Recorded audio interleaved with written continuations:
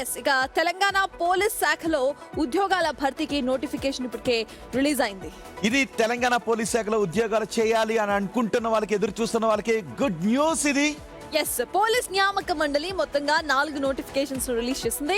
Civil, AR, special police, fire, జైళ్ల శాఖల్లో 7,437 ఉద్యోగాలు భర్తీ చేయబోతుంది. ఇందులో సివిల్ ఎస్ఐ పోస్టులు 148 ఉన్నాయి.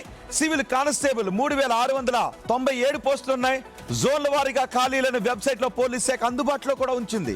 ప్రభుత్వం అభ్యర్థులకు 5 ఏళ్ల వయో పరిమితిని సైతం పెంచింది. ప్రిలిమినరీ పరీక్ష, ఈవెంట్స్, మెయిన్ ఎగ్జామ్స్ ద్వారా అభ్యర్థులను ఎంపిక చేస్తున్నారు. సో ఇవే పోలీస్ జాబ్స్ కు సంబంధించి రీసెంట్ గా కొంచెము గొడవ కూడా జరిగింది తెలంగాణలో.